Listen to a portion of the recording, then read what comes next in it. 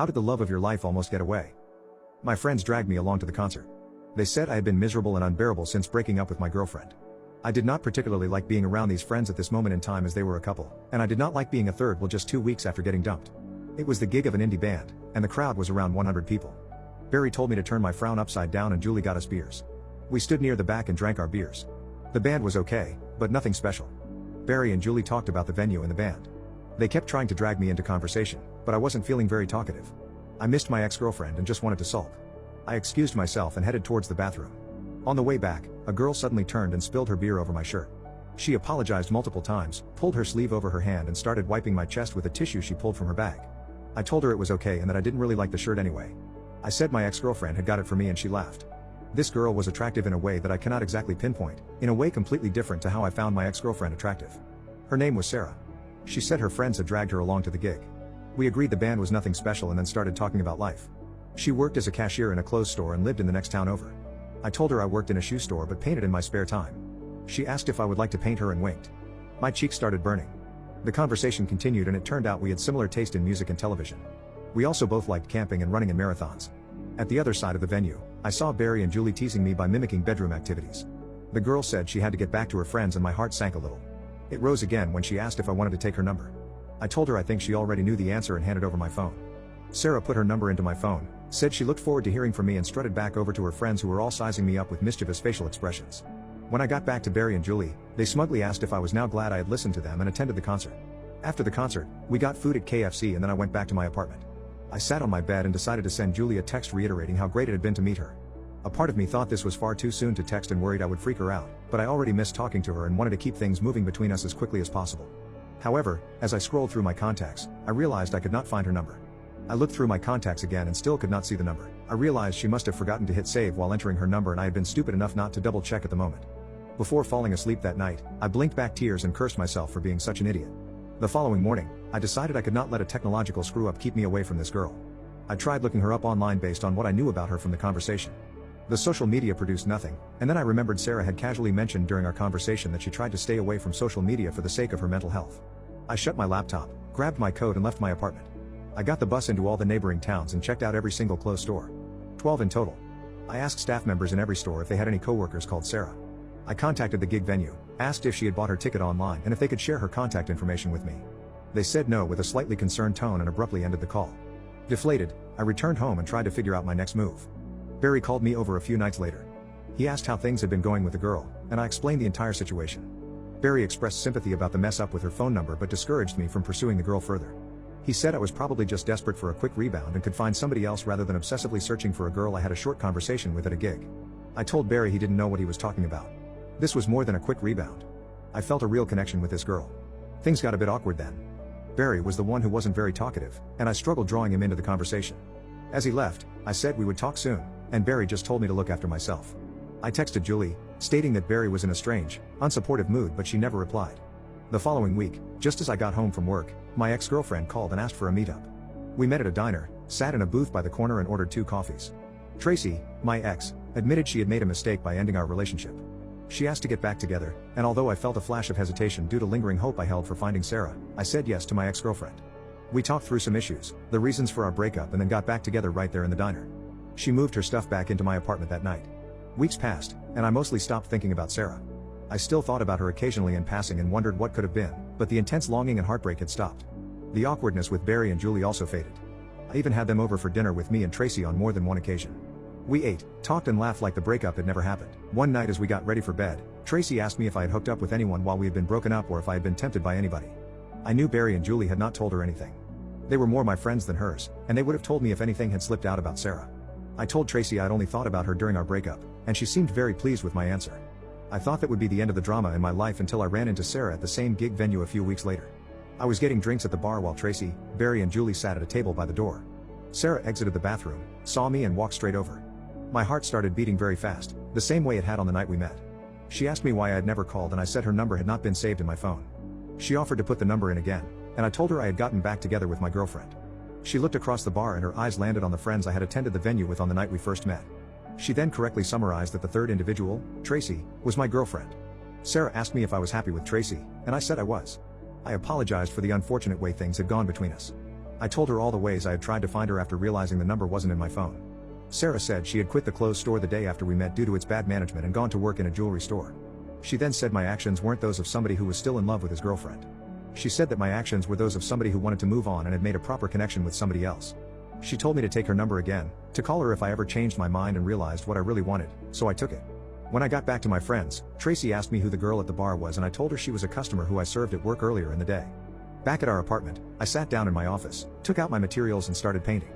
I did not have any specific vision in mind when I started. I was just putting colors on the palette. As I added pink to the random collage of colors, Tracy walked into the office. She put her hands on my shoulders and said I should really consider giving up painting. She said I was never going to make any money from it.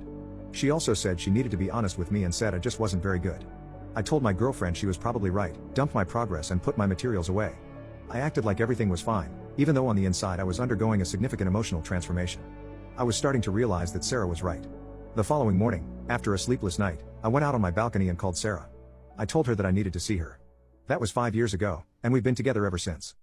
What terrible thing did your son do that made you wish death on him? I hate my twisted son and wished for him to die after he threatened my normal daughter with a knife. From the day he was born, my son just came out wrong. He was planned, my wife and I tried to get pregnant and were ecstatic when he was born. He was wanted and loved. We showered affection on him and really tried to give him a happy childhood. But from the day we brought him home from the hospital, he was miserable. He cried for 13 months straight. I'm not exaggerating, 13 months without a break. He cried until he had no voice left and kept crying. You could see his little face scrunched up and no sound coming out, totally hoarse. There were times he would literally be crying in his sleep. I've never seen or heard of any other kid able to do that. We brought him to doctors, specialists, tried changing his diet, held him, rocked him, toys, swaddling, music, mobiles, everything we could think of. Nothing worked. 13 months of grating, grinding, no sleep hell. Once he got over the crying stage, we thought we were out of the woods. But it quickly became clear that for some unknown reason, he was just angry at being alive. I never saw that kid have a genuine, joyous smile once in the time I knew him. I saw him grin a vicious, horrible grin many times, taking a perverse pleasure from causing pain or suffering or breaking a rule, but a smile from real pleasure at something nice? No, never. Not once. He had no interest in anything positive, he was fueled by hate, and everything he did was bent toward that. As soon as he could walk, his mission in life was to destroy things. He would break or try to break anything that came in his range, smash it, chew it, throw it in the toilet, whatever he could. After a while he figured out how to get his diaper off and took great pleasure in pooping and pissing anywhere he could. After a while he figured out he could hide it, and started pissing and pooping in places we wouldn't find right away, grinding it into carpets, making it even more of a problem to clean and making the house stink. When he got older, ages 9 to 15, he would piss and poop in our bed, until we got a lock on our door and he wasn't able to get in anymore. Then he'd just take a dump in the hallway in front of our room. That biological warfare started around 2.5 years old and he never grew out of it. I'll try to speed it up as I could literally go on for days about this stuff, but as he grew older, he became more and more unmanageable. He would bite, kick, scream, scratch and spit at anyone trying to do anything with him. He was kicked out of school twice before he was 9, then let him back in and then kicked him out for good. He had to change schools. The next one put him in a special class that kept him away from the other students. We had to install a door and lock on the kitchen because he would steal knives and use them to gouge the walls/furniture or chase people with them. When he was 10, he stabbed me pretty good in the hip and ass. I still have the scars. As he grew older, he grew darker. He moved into setting things on fire, and torturing local animals. There was a stray dog that hung out around the park near our house.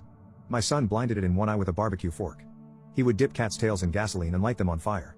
He became a violent, stinking, vicious beast that lived in our house. We couldn't do anything with him.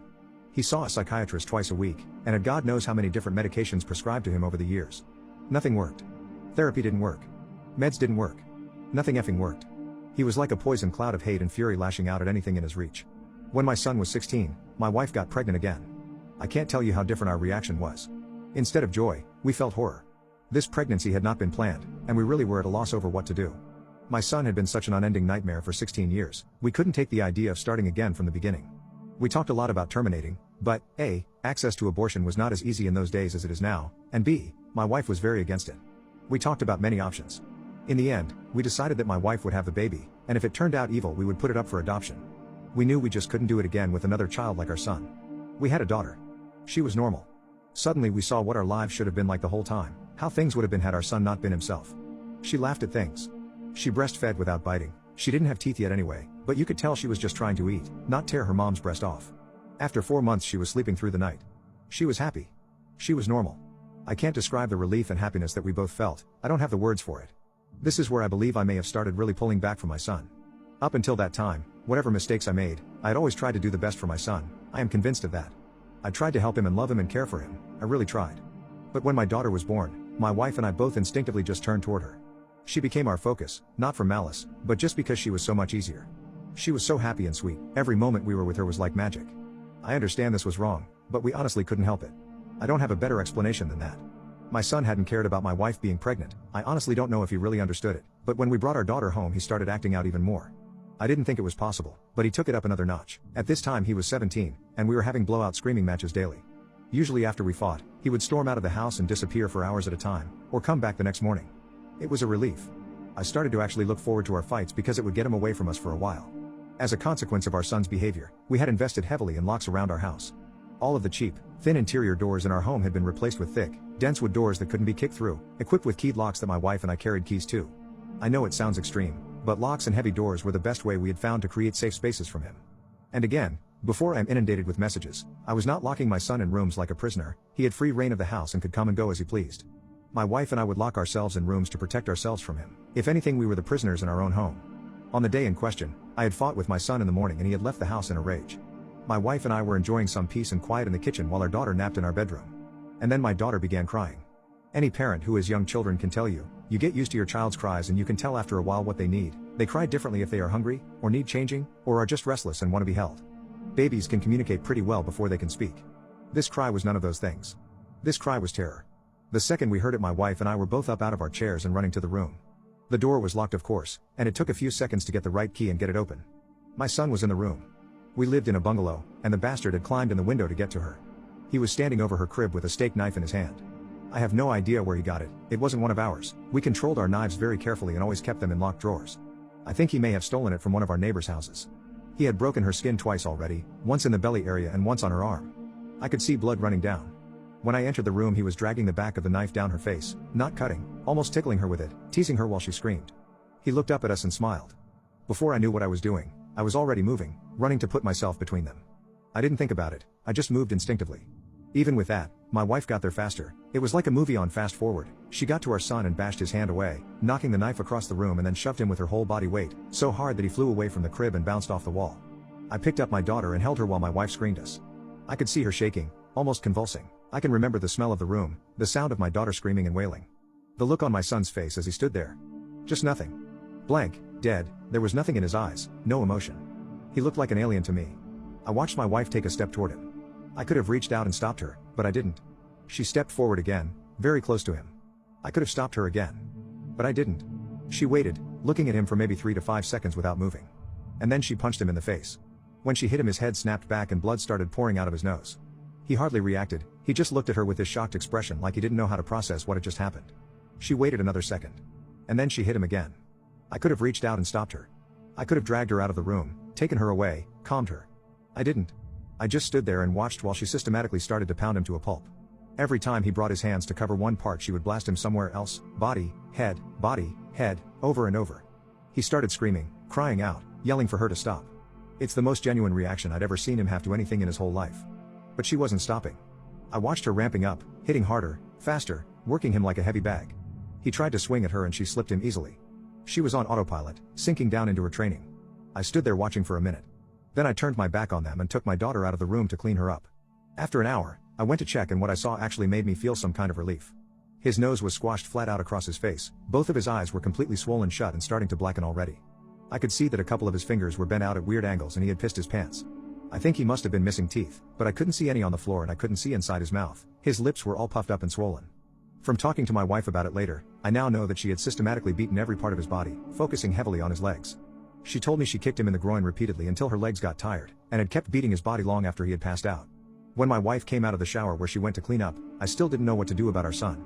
I didn't know whether to call the police or an ambulance, take him to the hospital myself. I honestly didn't have any idea what to do. After a while I realized that I simply didn't care what happened to him anymore, and we decided to just let him live or die on his own.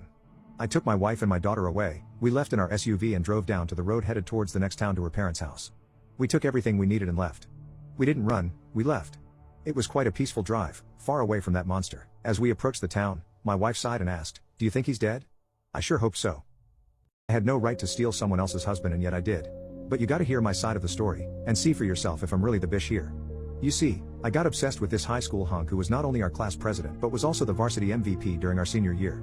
His name is Rob, and he's got the bluest eyes you'll ever find on this planet. Now, of course, I, being the most beautiful girl in our school, got to date him all throughout the year, but then Susie, my perennial rival in school pageantries, would secretly invite him out for dinner. But Rob was very much in love with me, and so, there was no way that Bish could lay her hand on my man. Fast forward to 20 years and Susie and I became neighbors in a condominium. I was aware that Susie was now married to a banker named Tony and they got a 5-year-old son, but I wasn't told that she had now changed into a nice, friendly woman without a trace of the Bish that she used to be. So, to make up for all the ill feelings I secretly had toward her, I would initiate a weekly dinner invite and have them come over for friendly chats. I was especially fond of their son, Mickey, who made me realize that I was ready to become a mom at the age of 38. Now, Rob and Tony hit it off like they'd been friends for more than a lifetime.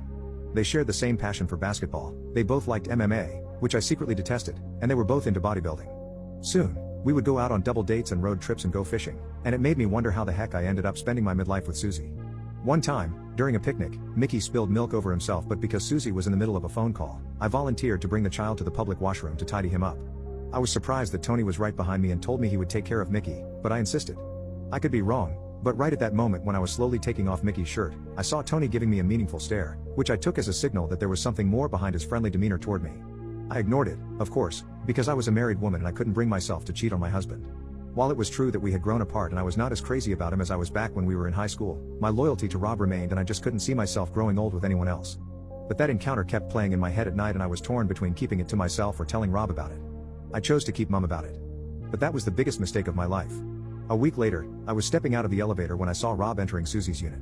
He didn't see me, of course, and I didn't follow him inside. I just got inside our condo wondering what Rob was doing in there when he told me he was going to visit his parents that day. And the more I thought about it, the angrier I got. I mean, what the hell, all this time I thought Susie had changed. I was wrong. She was still the same Bish that I had known and her attraction for my husband never went away. What a lying friggin' Bish, I swore I could have scratched her eyes out that time. But I thought of another way to get back at her. Hurting her physically would be satisfying, but hurting her emotionally would be even better. I knew exactly what I had to do.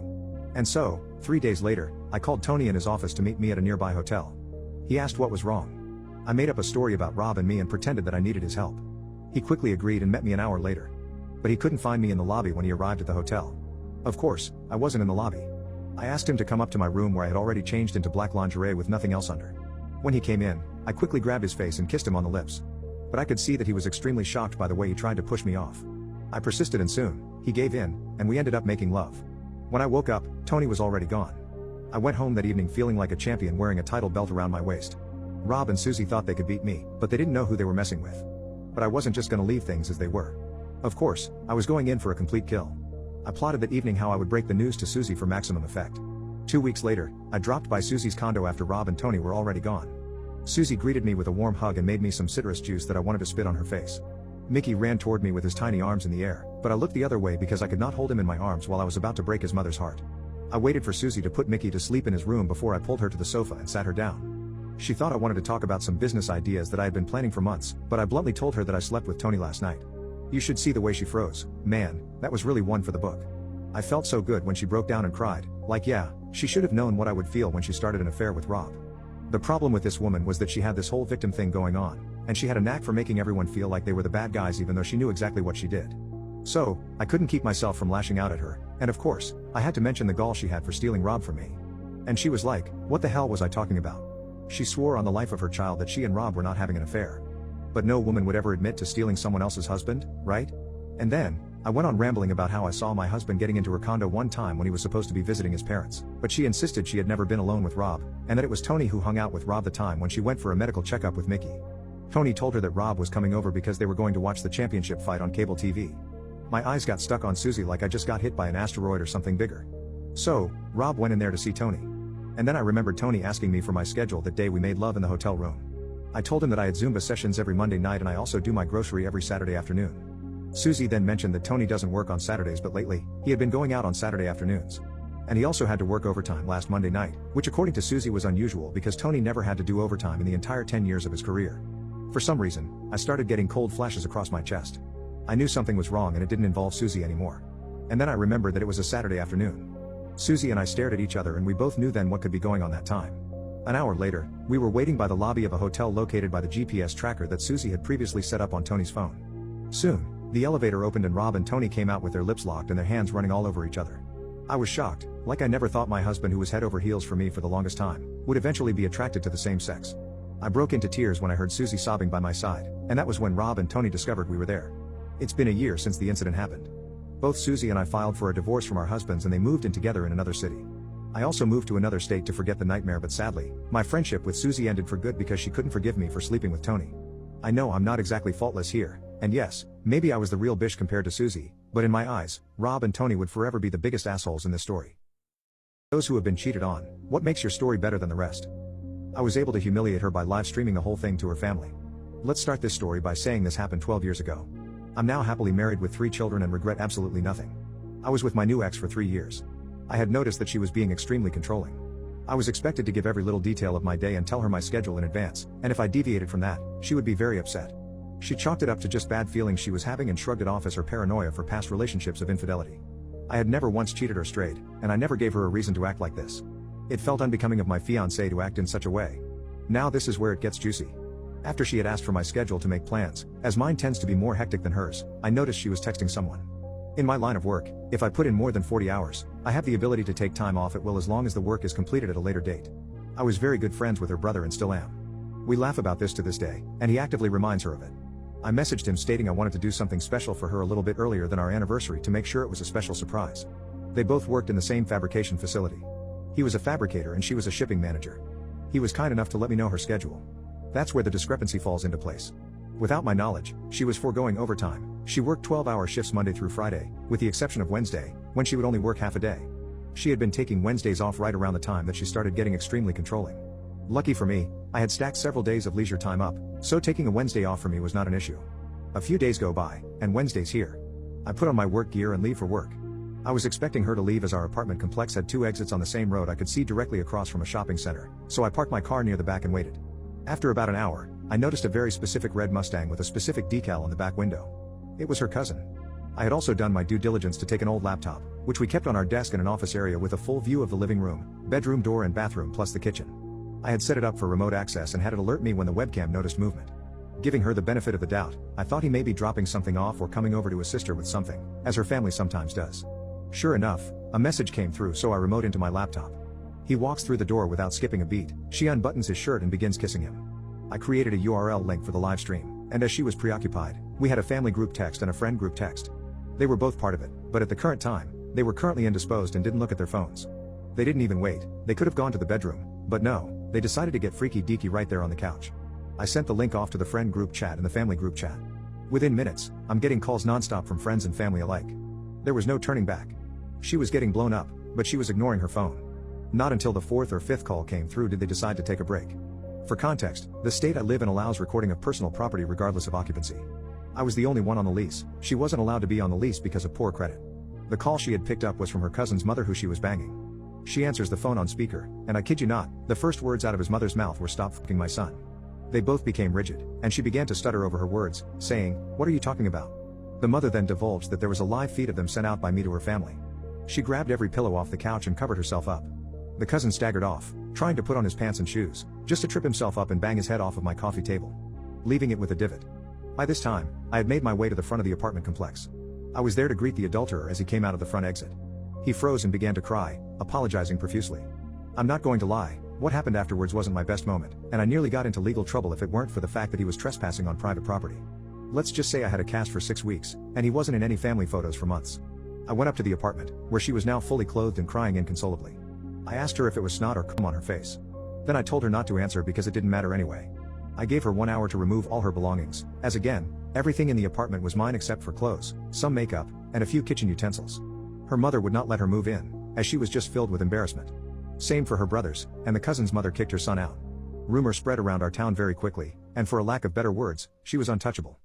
When did helping a relative out backfire on you horrendously? I threw my older brother out of my apartment and got him locked behind bars after the heinous things he did to me. I am the 4th child of 6 children in my family. My family is fairly large and somewhat close-knit, but not in a good way. My parents, older siblings and other relatives are extremely controlling. They have sets of rules that one is to follow and abide by. We hardly ever had a life of our own. Growing up, I always felt like I was being pushed around by my family and manipulated by them too. They had this way of controlling every little aspect of my life that seemed even worse than how they controlled my younger siblings and cousins. It was suffocating, to say the least. They didn't care that I was already an adult and was capable of making decisions for myself. It was hard to speak up because they always made sure we felt inferior and small. Sickening, I know. So, one day, I decided I had enough. I gathered courage and packed my bags and left my hometown in Michigan, determined to start a new life on my own terms. I went to New York. It was hard because I have never traveled anywhere on my own again, but I knew I had to do this. And you know what? Things were actually going pretty well. I found a decent job, and made new friends. Life was finally looking up, and I was feeling more in control than ever before.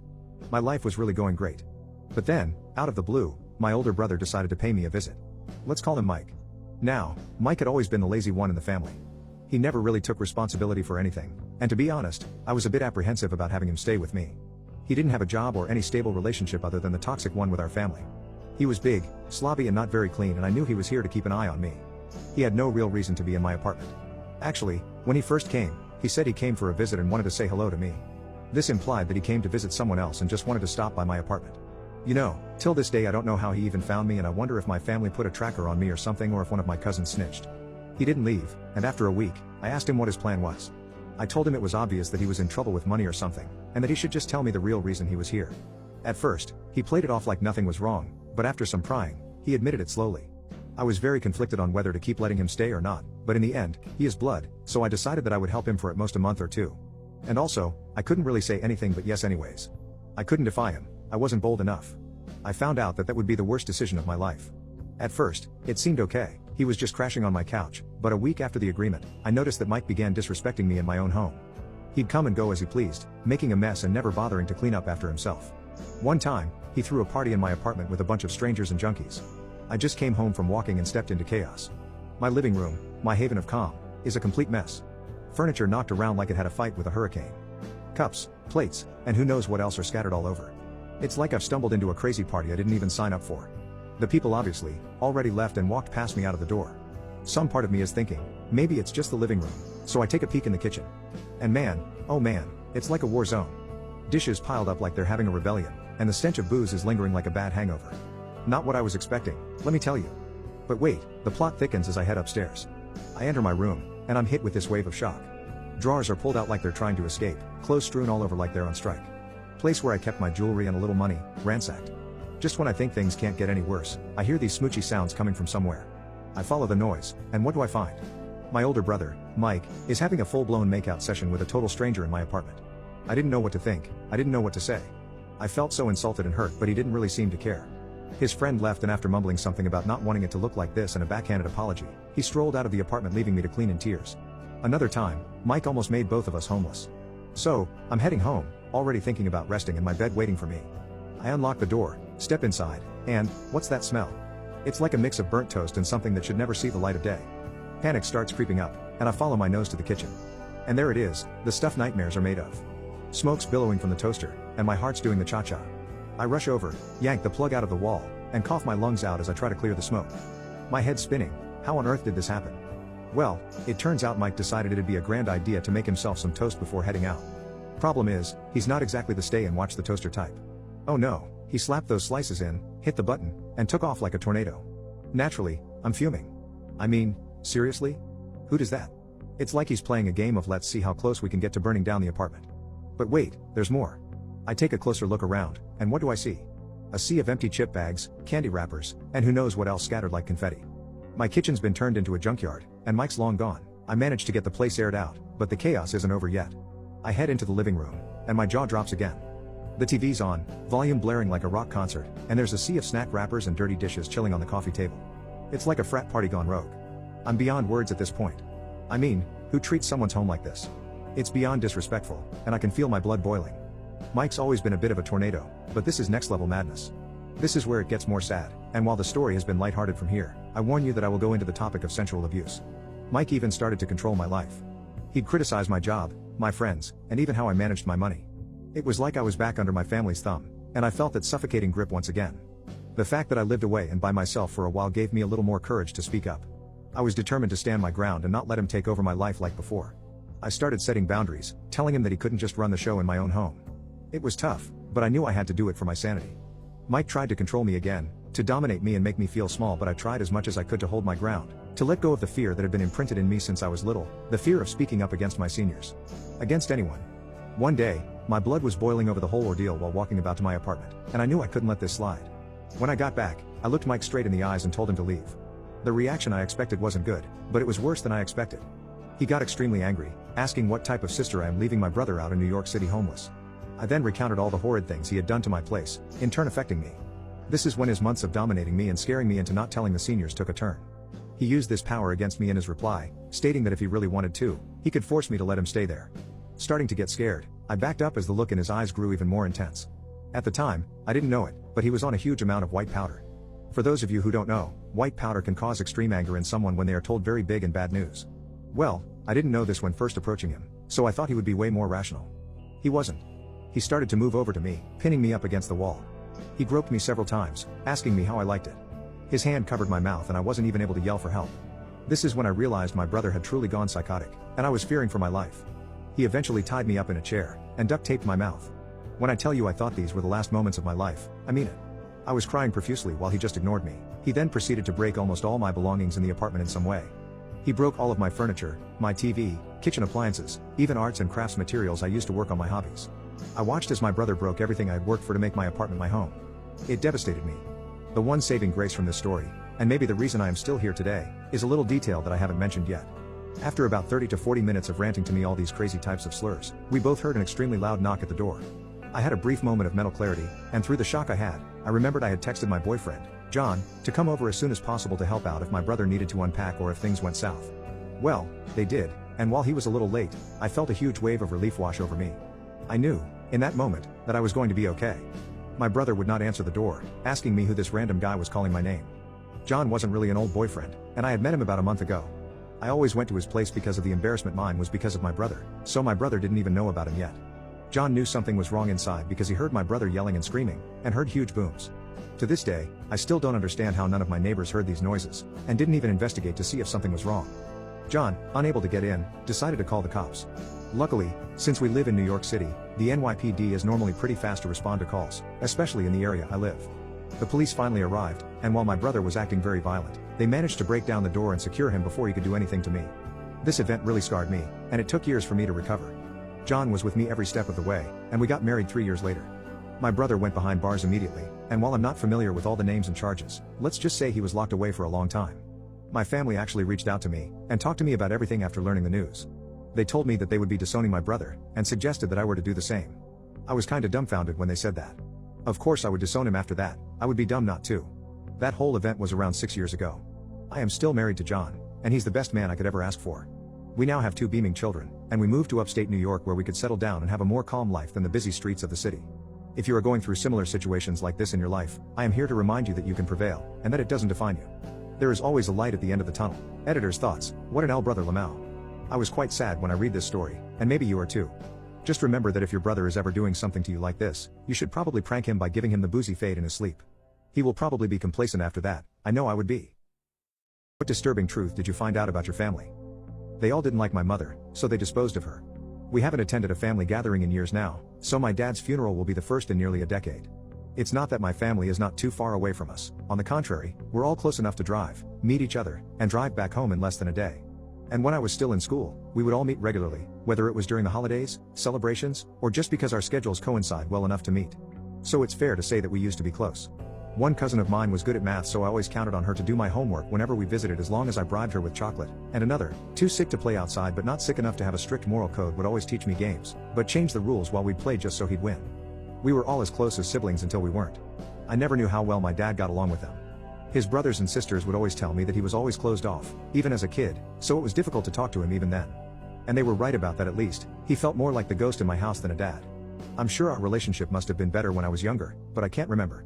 It's depressing to think that we never had a relationship at all, that my dad was always like this, not knowing what to do with a baby, a child, then a full-fledged adult. A part of it must have had something to do with his family. That I'm sure of. My mom was never in the picture, but she must have been there too, even though I resembled my dad enough for my grandparents to say that I was a carbon copy of him. Lucky for us, my grandfather once joked, "Who needs pictures when we have you?" It was funny then. I'm not sure if I would find it funny now, preparing his funeral, sending out invites, and knowing that when people see me all they'll be looking at is my dad. And I know he wouldn't have wanted me to invite them. I never knew enough about him, but I knew that at the very least. To make things clear, let me say what happened 10 years ago. But starting from 10 years ago wouldn't give nearly enough context. If I'm being honest, it must have all started years before that, right after I was born. My parents weren't madly in love with each other. But they must have liked each other enough at the beginning for him to stay after my mom discovered that she was pregnant with me. Whenever my dad talked about her, it was as if she was a former acquaintance, one that moved far away and he didn't care much to think about. Most of my family pretended to be as apathetic as he was, but one uncle disliked her enough to talk about her to his family, whose kids unknowingly repeated the same sentiment he did to me. I got the feeling that most of them didn't like her. It wasn't as if she committed some major transgression for them to harbor such anger towards her to this day, but even if she did I would not have known. The root of their feelings towards her was a mystery to me, and even the kids were tight-lipped about this shared aggression that somehow bonded the entire family. The most I ever got was a cousin saying not even my own mom wanted me after a particularly bad argument, before his mother slapped the back of his head and told him to cool off. So that's all I knew for years. My mom, supposedly, didn't want me and my family was glad to be rid of her. When I tried to direct the conversation towards that once, my dad would always visibly pale and tell me to shut the fuck up. And he wasn't the type to cuss. Generally, he was a soft-mannered man who kept to himself, holding onto his anger close to himself as if the world would one day blow him away. Obviously I didn't let that stop me. I kind of figured from the start that he wouldn't say anything with how tight-lipped everybody was. And I already had another idea, a backup plan that seemed ingenious at the time because I could think of nothing else. My great-uncle was growing senile. He used to always confuse me for my dad, and that was on his better days. On the ones where he seemed to be somewhere else, he would treat me like my dad when their relationship was, so I heard, better. Less than a nephew and more like a son. And while I took advantage of that at times, wanting to be coddled by my great-uncle the way I could never be coddled by my own dad, other times I was so discomfited by the realization that he saw me as my dad I couldn't bear to be in the same room as him. He stayed at my aunt's house, sharing a room with her 15-year-old son, much to his displeasure, who wanted the privacy to play his games. And one day I said if he let me sleep in his room, I'd help him get away with sneaking outside after his mom went to bed and let nobody be none the wiser. Obviously he thought nothing of it. He must have thought that I really cared for our great-uncle, or I was sick of sleeping in the living room with 4 of our other cousins every time we stayed over.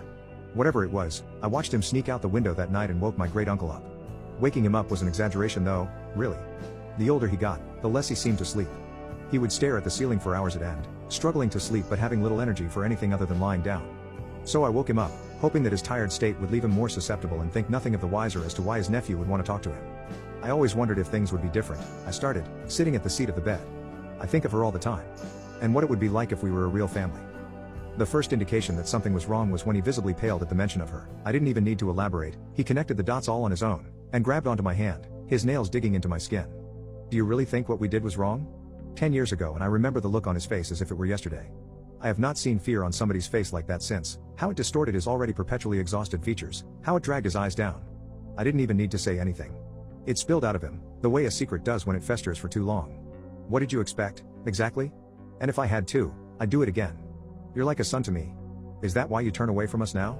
You're disgusted by what you've done for your family? What you must understand is that I've been trying for years to know what it was exactly. It was the ghost that followed me, and I was desperate to finally know its place. But to completely remove her from her son's life. You talk like she's dead. She might as well be. He was talking metaphorically. The mistake was that he meant she was dead to him, a ghost in his house, but his great-uncle, none the wiser, saw it differently. And that was the second mistake. He knew the second he saw his face.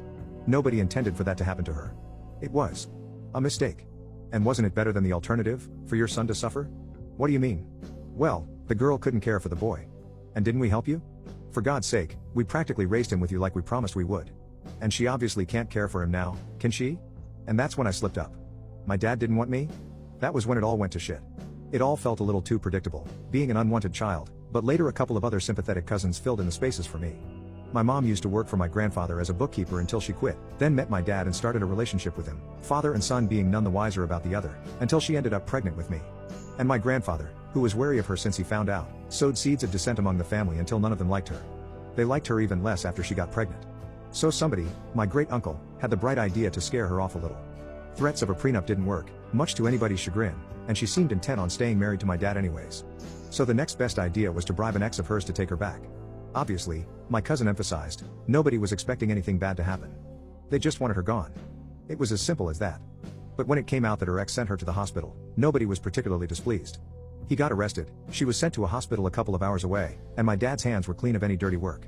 Except he was stuck with a baby that he didn't want. When it came to it, nobody told him about what really happened. Instead they gave him the abridged version, saying that she skipped town once she realized she could get no money out of him. What really happened would only be said to me a year later when it was said that she unalived herself due to the stress and the fact that everyone seemed to hate her. I was astonished by this news.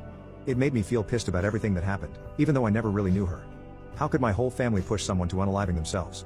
He confessed to me that he really knew all along about what really happened. It was shortly before his death, his tongue was feeling loose, and the years of distance from his family had softened him slightly. He never wanted me to know, and he was never sure of what to do with me, the ugliness I birthed from, and only when he was close to dying, did he finally talk to me properly.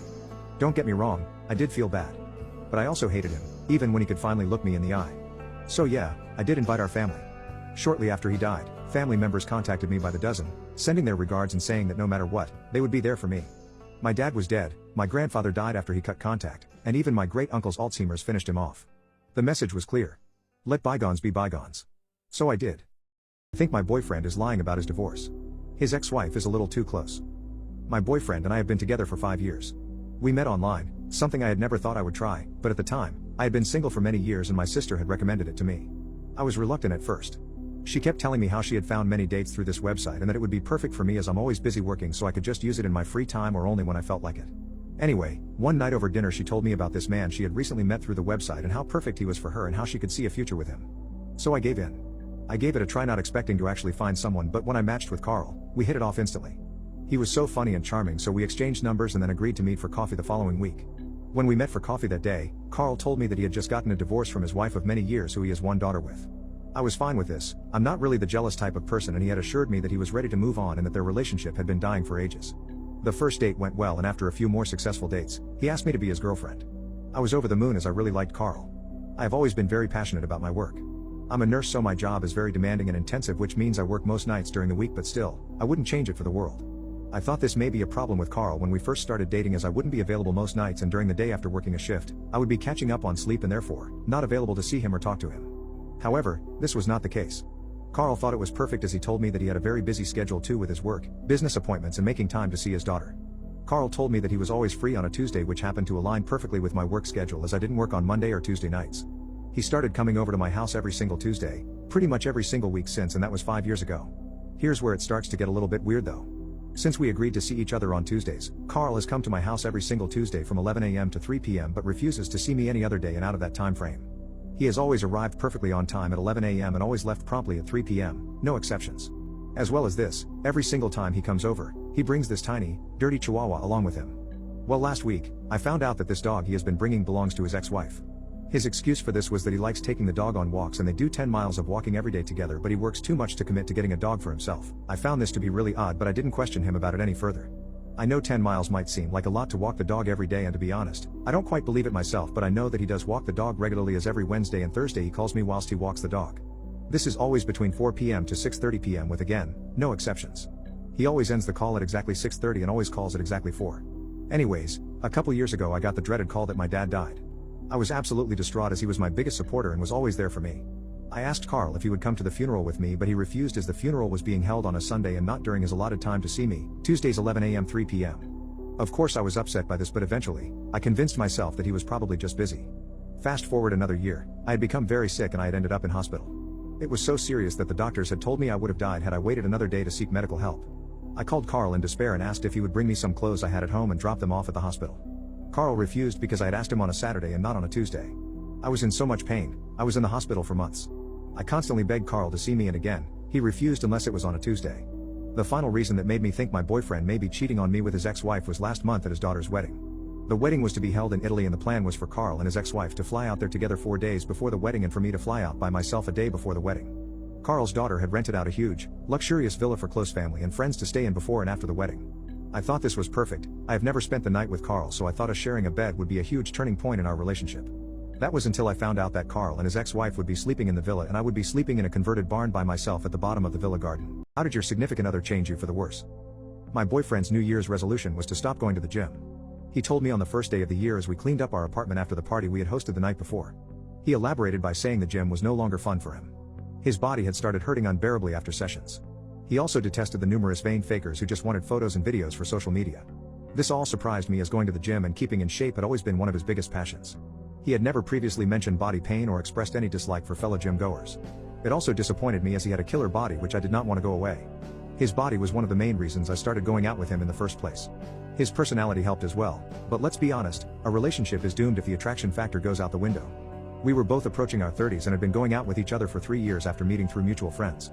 If anything, I thought he should have been going to the gym more to make sure getting older did not negatively impact his attractiveness and to keep me hanging around. However, I did not want to start the new year off with an argument. I said I would support his sole resolution. I jogged and swam religiously to maintain my shape, and he asked me if I planned on keeping up these activities. I said I did, and he looked slightly disappointed. It was like he also wanted me to stop exercising and looking after my own body. I suddenly felt very angry and worried about our relationship, but I just bit my lip and we continued cleaning the apartment. Once we had taken out all the trash, my boyfriend sat down on the couch and picked up his Xbox controller. I asked him what he thought he was doing, as we were meant to be meeting friends for a hike in the forest. My boyfriend said he didn't particularly like these friends anymore and no longer liked the idea of going for a hike. I said these plans had been set for weeks, and I asked him why he now disliked these friends. He shrugged and started shooting zombies on the screen. I ended up going on the hike with our friends. I told them about his resolution to stop going to the gym, but refrained from mentioning his newfound dislike for their company. One friend said I needed to be careful because this could be a sign of him getting complacent and taking me for granted. Another friend speculated that he was depressed and advised me to go easy on him. The third friend said he would end up missing the gym too much and eventually go back. As I left, my friends headed back towards the apartment. I wondered which one of my friends, if any, would end up being right. Just so you have a better idea of our lives, I worked as an accountant in an office, and he worked from home as a remote customer service agent. I got back from work one day a few weeks later and found my boyfriend splayed around the couch with the Xbox on again. Several chocolate, candy and chip wrappers spread around the couch. Brown and yellow crumbs scattered across his jacket. Now, before I go any further, you must understand that my boyfriend could never previously have been accused of having a sweet tooth. He usually stuck to a very strict healthy diet which a nutritionist friend of ours had put together for him. I had never seen him go on a trash food binge. He usually finished work an hour before I did and would have a healthy dinner cooked by the time I got home. Him like a fat slob on the couch was not a sight that I expected or thought I would ever see. When I asked him what the hell he was doing, my boyfriend said he needed a new passion to replace the gym. He wanted that new passion to be enjoying the good things in life like trashy food. I started thinking he was playing some multi-week prank on me, but the look on his face told me he was being serious. I said I was worried about him, and he told me to stop being dramatic. We were still getting on okay since he stopped going to the gym. His body was somehow holding up, but I just had a sinking feeling this would be the end of our relationship. Then things began getting very weird over the next few weeks. He stopped cooking and got fast food for breakfast, lunch and dinner every single day. Burger King, McDonald's and Wendy's bags and boxes infested our apartment. Most of the delivery drivers knew him by his first name, and he even invited one of them in for a game of Xbox. As you can imagine, as he had added binge eating to his non-gym attendance, his abs faded, and his stomach extended outwards. I lost all my attraction for him, then repeatedly threatened to pack up and leave. We had vicious arguments every night. Sometimes, he ate during the arguments, and I would throw the food against the wall. He said if I could not love him for who he had become, then I should just leave him. He said he was happier than ever and finally felt confident in his own body. Friends told me to leave him, but I had invested 3 years of my life into that relationship and didn't want it all to be for nothing. I still loved the kind, funny man he had been before this whole mess. I was scared I would never find that love again if I left him. He was my first serious relationship, as pathetic as that sounds for a 30-year-old. I didn't think anybody beside him would ever want me. I had started thinking my friend who claimed he was having a breakdown was right. I didn't want to abandon the man I loved when he was at rock bottom, even if he didn't realize that he was there. I needed to help him, and decided the best way to start was finding out exactly what had caused this bodily breakdown. As he had abandoned all our mutual friends, I met some of his friends who I did not know very well at a cafe in town. A small part of me thought they might somehow be the reason. I wondered if they had had a big argument or fallout. I bought them all coffee and asked if they had any idea what might have triggered him. They had been asking themselves the same question while wondering if I might have been the cause. We laughed briefly at our similar lines of thought, before becoming saddened again by the reason for our meeting. My boyfriend's friends said they found it hard to be around him anymore. They said he was hard to look at, a depressing sight, and that they felt sick at the thought of what all that trash food was doing to his body. One friend, and this for me was the scariest moment of the whole saga, said he was eating himself into an early grave. I think I found that moment to be scariest because I knew what his friend said was true. His friends told me I should go to the gym and see if they knew anything. They thought something might have happened there. At first, the woman at the counter said she couldn't tell me anything about their members due to data protection laws. Then I explained the situation to her, and she got the manager. The manager told me my boyfriend had just canceled his membership after going to gym nearly every day for a decade. The manager also said that towards the end of his membership my boyfriend would spend long periods just staring into space and not using any equipment. Whenever a staff member asked him if he was okay, my boyfriend would say he had realized how unhappy he was and that he knew a much easier way of being happy. It turned out that Wei had been ceasing exercise and recklessly eating. I went home, no nearer to finding the reason for my boyfriend's change of behavior. My boyfriend said we needed to have a serious talk and brought me into the kitchen where a half-eaten Domino's pizza sat on the table. A piece of pepperoni fell off his shirt. He said my hatred of his lifestyle was toxic for his own mental health and our overall relationship. He said I either needed to accept he had changed or else break up with him. I asked him if he was having a breakdown and he said no. He said he was having a glow up and living his best life. He pushed the pizza box across the table and invited me to join him. He said life was too short to not indulge and enjoy ourselves. In the back of my head, I was thinking about how much I loved him and did not want to lose him and how scared I was of never finding anybody else. Then I started thinking a little more about what exactly my boyfriend was saying. Maybe he was right. Maybe life was too short. Who cared what other people thought? A life of delicious food, zero stress about health or body shape, and a happy relationship suddenly seemed like a very appealing way to live. I tucked into a slice of Domino's pizza and a wide smile formed on my boyfriend's face. We went upstairs after finishing the pizza. I don't know what changed in me at that moment, but somehow what he said had clicked. Why do we set ourselves to these societal norms that everyone has for each other, when enjoyment is what we should be getting out of our lives? The point of me sharing this story is not to promote people to not take care of yourselves, but to say that if doing that doesn't give you enjoyment, then why continue to do it when we have so little in this world? While we have gotten a little chubbier as a couple over time, my love for him could never be better. That new attitude in life may have made us more unhealthy, but also pushed us to find hobbies that we have always wanted to try and give them a shot, some even exercise-based. We have a good life, and that is all that matters to me. When did you realize you married the wrong sibling? I thought we were happy, I thought we were in love. I have been married to my wife for 6 years. I'll call her Annie. Annie and I met during our last years in college and hit it off almost immediately. She was your typical blonde college girl, fun, wild, hot, and very social. I was just an international student from Europe who around that time was used to dull and introverted women all my life and felt very lucky to meet her and coincidentally after graduation, marry her. We moved to Miami because she wanted to live by the coast and wanted a house there. I obliged. Annie was a housewife, per her request, and I really didn't mind. As a lawyer, I earned more than enough to support the family on my own. I let Annie have whatever she wanted and at any amount she pleased. We had 2 children during our 6 years of marriage, and despite my working life, I contributed largely to their upbringing. She had a more social life than I did, but it was fine by me. All in all, we were all right. Everything was all right. That was what I thought. Things began to change when my wife began to get obsessed with her phone. Annie was always on her phone normally. I think she had an active social media life as well, posting videos and all that, but it began to be too much. She would just sit at a corner for hours on her phone, texting. I knew she was texting because I once caught a glance of it. I didn't know who she was texting, but I just knew it was always the same person. I didn't want to think much of it at first, but she began to act suspicious. She would start leaving the room when she wanted to take calls, and she put a password on all her devices and would always place her phone down when she charged it. When I made the mistake of confronting her about it, she went all out on me and accused me of getting in her privacy, of wanting to control her and picking on everything she does. I apologized and left her alone. My suspicions still stood, but I didn't have anyone to talk to and I was getting worried with every passing time. I've heard stories relating to what was happening and I wished that I was going to be wrong. A few days later, Annie's sister came to visit. I'll call her Marie. Annie and Marie were fraternal twins but did share similar traits for you to clearly tell that they were sisters. Though they were twins, they were very different, and sometimes I wonder if my life would have been better had I met Marie first. Marie was calm and mature, and she was as beautiful as her sister, and she was every other thing that Annie wasn't. She wasn't in a relationship from what I know and was focusing on her career. She was growing a skincare brand. It was because I knew her to be just and understanding that I thought about discussing her sister's behavior with her. I only held back when I remembered that all in all, Marie and Annie were sisters, and as such, there is a huge chance that this would make things worse for me. However, I did not need to contemplate any more because at the end of the day it was Marie who called me to talk about her sister. We had all been sitting at the dining room table drinking wine and eating pizza while playing a board game when Annie got a notification for a text, and from then on, she became distracted. Marie would call her back to the game every now and then. Annie got a call and stood up immediately to answer it, and I could tell that Marie was confused at her behavior because a few minutes later, when my wife did not return, Marie went to meet her and I sat alone till she came back. The first thing she asked was, "Has she always been like this? On the phone 24/7 and acting distracted and suspicious?" It was the opening I was looking for, and I told Marie everything. She didn't judge me and told me that I should look into it. She even told me whatever happened I should understand that Annie was always foolish and immature and I should always be the bigger and forgiving person. I understood what Marie was saying. If I found out that my wife was cheating on me, I should have it in me to forgive. I knew that Marie tried to talk to Annie, and I also knew that my wife did not listen. That was probably why Marie told me she would be coming often to check on the children, and I was grateful. It was stressful doing it alone nowadays. I continued to live in doubt for weeks until one night luck shined on my side. Annie, after coming home one night from a party with her girlfriends, was very drunk and half asleep as she walked into the house and threw herself on the bed. As she did, her purse fell on the floor, and as I went to pick it up, her phone slipped out and I saw that it was unlocked. This was my chance, and you can be sure that I took it. I went through her phone and what I found broke me. Annie was cheating, yes, but she was also making a fool out of me. The person she was cheating with was a man named Tim, someone she had met on social media, and from what I read, someone she had seen a number of times. Annie's messages to this man were not only about their affair but about me because the man knew she was married. My wife made fun of me with her lover, calling me all sorts of things, laughing at my insecurities and my deepest secrets that I entrusted to her. Annie called me a fool, mocked my love for her, and used me. I read every single message between them and listened to the voice notes too.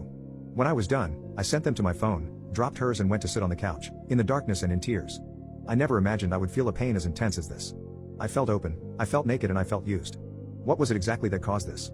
I gave her everything she needed, I treated her like a queen, I did whatever she asked and compromised so that she could be comfortable. I loved her to bits and she did this to me? I didn't know when I picked up the phone and called Marie. It was a good thing that Annie was dead-ass drunk, or she would have heard my sobs and words. Marie didn't say much, she listened to me and consoled me, telling me it would be okay. After an hour, I decided I was better. I took a shower and slept on the couch. The next day, when Annie asked why she didn't wake up to see me on the bed next to her, I gave her the excuse that I didn't want to disturb her. Later that afternoon, when she left for the mall, I took the kids with me to see Marie, and while they played with her dog, we talked and I showed her the messages I transferred to my phone. Marie was shocked and so embarrassed that she began to cry. She told me how sorry she was that all this was happening, and I began to tell her it's not her fault. She began to say that maybe it was a mistake. I haven't exactly caught Annie red-handed. I knew she was really concerned for her sister if I divorced her. She knew how I treated Annie and how Annie was about to lose it all. I told Marie to help me look after the children once in a while and I would look for proof. I also made Marie promise me that she would not tell Annie anything. I did just that. I would wait for Annie to leave her phone and then I connected it to mine so I got all her messages. The day she told me she would have a get-together with her girlfriends in the suburbs for 3 days, I agreed. I had already let go of any feelings for Annie at this point. She was a bad wife and an unfit mother who was never there with the kids. I knew the girlfriend's tale was a lie. She was going to meet with the Tim guy. I had asked Marie beforehand to help me get in contact with the man's wife after she said she saw his profile on Facebook. I texted the wife and we met up that day and I told and showed her everything. She said she already suspected it but had no proof. She said Tim told her he had to travel for business and would be back after 3 days. Ironic. After 2 days, when Annie was supposed to return the next day and after I found out the location of Annie and Tim, I dropped the kids off with Marie's mother and hopped in my car with Marie and Tim's wife, driving to the hotel where my wife and the bastard were. It wasn't very hard to bribe the receptionist after explaining our ordeal and get the key to the room. We all went to the door, Marie shaking, Tim's wife on the verge of tears and me. I felt nothing but disgust and seething anger. We walked in on them in the act and armed with my phone ready, I snapped away before they could cover themselves. Annie began to beg. Marie walked up to her and slapped her while crying. Why would you do this? You had everything. Look at what you've done to yourself and your kids. I left immediately with Marie, letting Tim's wife hit and yell at her unfaithful husband as she threatened divorce. I didn't bother to talk to Tim or Annie who begged me. I just left. We drove in silence till I got to my house. That's when I let it all out for the last time, screaming and crying in pain as Marie calmed me down. Once I was calm and with Marie watching, I sent the pictures and the chats to her mother and the contacts of the family members I knew. I also posted it on the timeline of every single page she had. Marie apologized as though it was her fault, the innocent woman crying over her foolish sister. I didn't leave the house even as Marie went to bring the kids back. Annie didn't come home either and there were a lot of messages on my phone from her family but I ignored it. That night, Marie and I slept together. No, we didn't actually hook up, but we fell asleep on the couch together after putting the kids to bed. There was no reason to and no thoughts about it but it was calming. The next day I contacted my lawyer to prepare the divorce papers. I had Annie's things moved to her parents' house. That afternoon she came begging and crying on her knees, blaming the devil, lust, Tim, anything but her. I threatened to call the police if she didn't leave. She didn't. She stayed there till evening when her parents came and used that opportunity to get in the house. They apologized on her behalf as well, but it wasn't their fault.